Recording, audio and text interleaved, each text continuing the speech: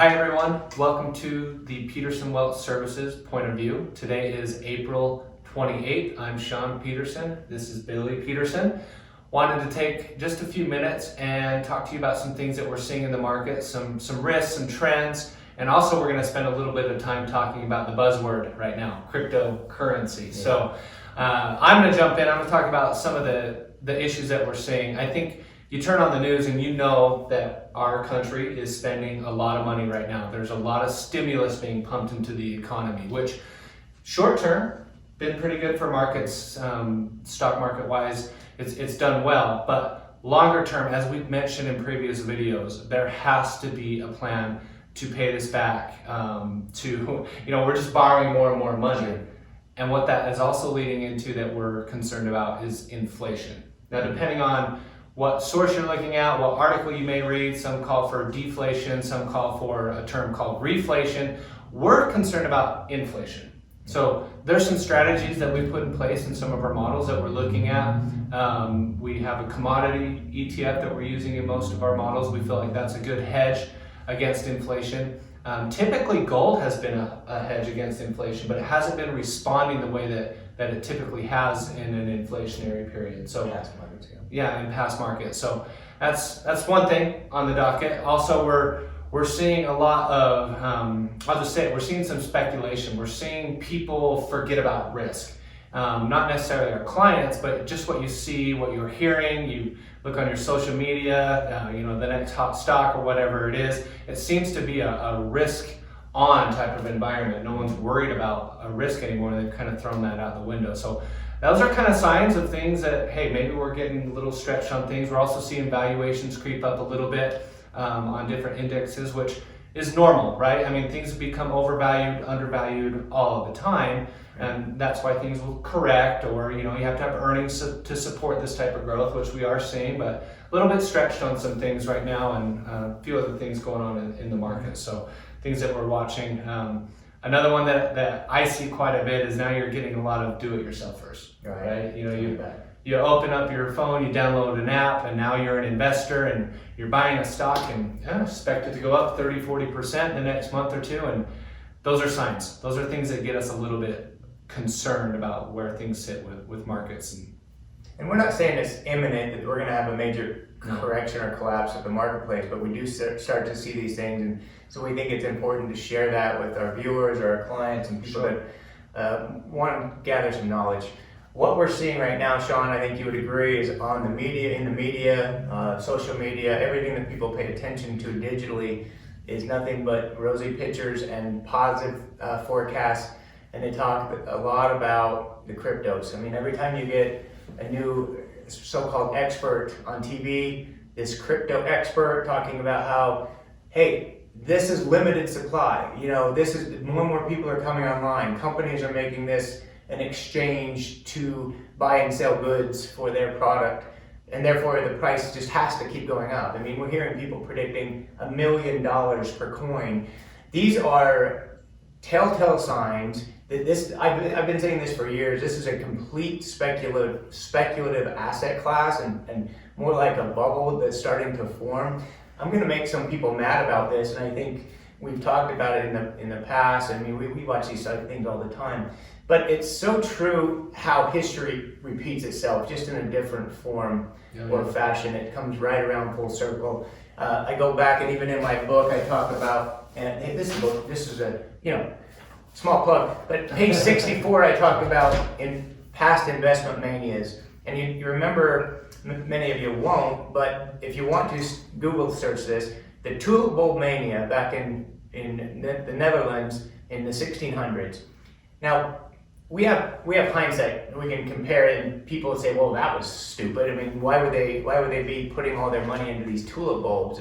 But if you were living in that environment, it very much feels like today's environment with Bitcoin. You look at Bitcoin, and you compare it with what people were paying price-wise for a tulip bulb. Sometimes the bulbs hadn't even sprouted yet, hadn't even been developed yet, and they were talking about future bulbs. And the values of these were more than a home or 5 times a person's annual wage. And of course, people just kept riding the prices higher and higher. And so they all got entrenched. Those stories kept spreading, how people were making so much money, and they were trying to gather as many bulbs as they could. And guess what? It completely fell apart. I mean, it melted. And people lost fortunes, their livelihoods, their homes. So we're talking about what does Bitcoin add? Can you grab a Bitcoin, Shaun? Can you hold them in your hand? Not that I'm aware of. What I'm aware of is you have a digital wallet, right? It's a digital wallet. And what does this add? I mean, yes, you can trade it, but the point is, behind the scenes, if you strip it all back, is it's what other people perceive the value to be. Because if they all said, well, I don't want Bitcoin, I don't see the value in it, because there's all these other cryptos out there. So how can that hold its value? The only value it provides is the speculative proposition of what other people will be willing to pay you for that Bitcoin in the future. So it's essentially, I could grab a box of rocks and say, these rocks are only made in a certain place, they're not making them anymore. And if I get enough people to follow it and to believe that they held value, I could use those to trade for goods and services all over the place. But why would Bitcoin continue to go up and up and up? And that the story is always the same: limited supply. Limited supply. When was the last time we heard that term, Shaun? I've heard that a lot. I mean, I've heard it with gold. I've heard it with land and real estate. I mean, you can even rewind, to 2007 when, hey, need to build a home. Get that done. Now you should have a spec home. And it just, it's the sign of the times. Back then it was tulips, right? Valuable commodity. Then it goes to real estate. Then it goes to gold or whatever it might be. Oil. Tech stocks in the .com. Tech stocks in the .com. So it can happen to equities too and companies where it's just this perceived value, like Billy mentioned. And then it's like, oh my God, am I missing out on something? So you have this FOMO. So a fear of missing out where you've got to get in. And you've blocked, it's a mental block, it's behavioral finance that you don't care what the price is, you just have to get in, and people are throwing that out the window. Mm-hmm. And then also think about who's talking about Bitcoin and all of this is younger generation. And I'm not picking on the younger generation. I know they want to make money, but you're getting all the stimulus checks coming out, and I think a lot of that is finding home in Bitcoin or just whatever cryptocurrency is good. I mean, we had a client came in and said, their son put $90 in a cryptocurrency one I hadn't heard of, and it's worth $2,500. That's insane. That's not normal. So you've got to be very careful with that, and you've got to understand: does it have earnings? Does it have free cash flow? Does it produce a product, or is this just based on demand and maybe a little bit of fear of missing out? Right. That's really what we're trying to say: is be really careful out there. You're seeing more and more people who claim to be making, thousands of dollars in profit, millions in some cases. I say if you are one of them, congratulations. Yeah. Okay, you've hit something, you're on it. But if you don't cash out of this thing before the whole thing comes falling apart, then I feel very sorry for you, because this is all a speculative buildup. And we saw that with a lot of these other stocks that are on these Reddit boards and people that talk about what to buy now. And it's really not based on value. It's not based on what these companies are capable of providing. It's based on what somebody said, and enough people follow that, they change the dynamic temporarily. I will add that. Warren Buffett, Charlie Munger, these guys 90, 96, 98 years old, they've been around forever. The strategy of investing and making money long term doesn't change. That's the hard part for people to grasp, especially the young generation. They think they've changed the game, and the older generation is completely left behind. They are lost. They don't understand this new method of valuing businesses or valuing assets.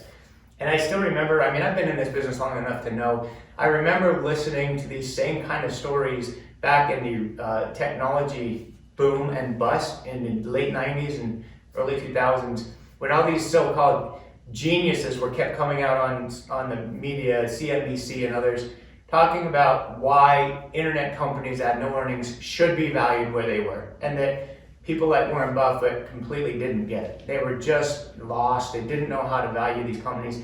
Their time was in the past, and they just were not going to be able to catch up to these new folks, a new way to value businesses. Well, guess who's got the last laugh? All these folks are gone now, these tech gurus and day traders. That's when day trading got started. And millions upon millions of dollars were lost. I'd say billions from people, investors, individual people, and these money managers. They're gone. They thought they were smart, but they're really not. It's kind of laughable that these things continue to repeat cycle after cycle. It almost What is. are the new cryptos out there, Shaun? There's so many of them, you can't keep track. Dogecoin. Oh, by the way, Dogecoin, let me just comment. Okay. Dogecoin, didn't it come out as a prank or as a joke? I think it did. It was supposedly a joke. Matter of fact, I have a news article. I read this and I cut it out.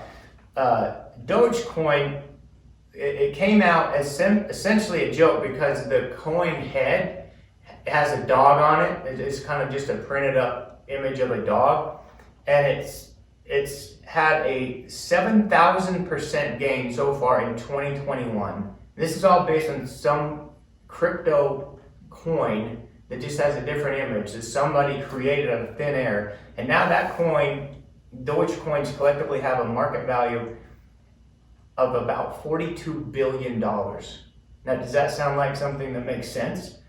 That has a value higher, they say, than Chipotle, Mexican Grill, and eBay, businesses that actually provide a service.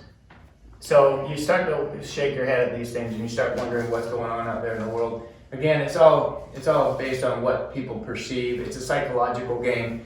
I just wrote down some of the other notes that Shaun mentioned, the fear of missing out. Yeah. The Buffett calls it rat poison squared. That's what he called Bitcoin. And Charlie Munger just said, these traders and these people that want to make it available to trade and why it's getting so much more attention in the society is because people are making money on the trading of it. Mm-hmm. And he said, The as long as transaction fees. Yeah. he said people will trade turds as long as there's money in trading turds. I think it's kind of funny, but It really is, and you have to step back and think about this. And I'm shocked that the government hasn't stepped in and regulated this. They are not going to let another currency come in and replace what we use now. Can you imagine how would an economy operate if our dollar was deemed worthless and now everything was Bitcoin? Which is unregulated. Unregulated, and no one has any control over it, and you can't set the price and set it and peg it to anything. You have to be very careful with that. That's what people are, another thing, they're just throwing that out. They're not looking at that could be a potential. So if we start seeing regulations, and by the way, China's already talking about completely eliminating any kind of transaction with Bitcoin. I don't know if this is going to happen. And seriously, we could still see Bitcoin double from here. Yeah. I mean, we don't know. So don't run out there and say, we told you and it went up. No. We're just telling you the future is going to repeat pretty much the same as all these other manias. And that's what I'd be careful of. And if you want to play with fire, be careful. People get burned all the time. It really goes back to slow and steady wins the race. Invest in good companies, good funds. They have earnings. They have product. They have good management. They have future outlook. They're developing things. That's how I would rather invest money and how we invest money for our clients. We don't chase things. We don't speculate. If we're going to put our money or our clients' money into something, there better be a dang good reason for it, and it better not just be, it's limited. We better get in. No one's going to play with our emotions like that. That's what this represents. $2 bill. The government still prints these, but it's in much more limited supply than a $1 bill or a $5 bill. So if that's the case, if the whole argument about investing in something is limited supply, why isn't this $2 bill worth like $1,000? I don't know. I mean, really. We have to keep our wits about us when we're investing.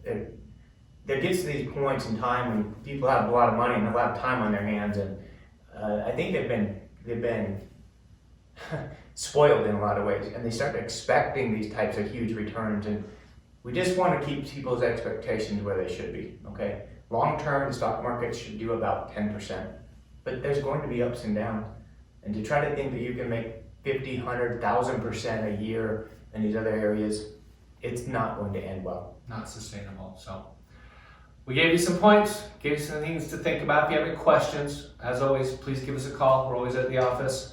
And thanks for tuning in. Take care, everybody.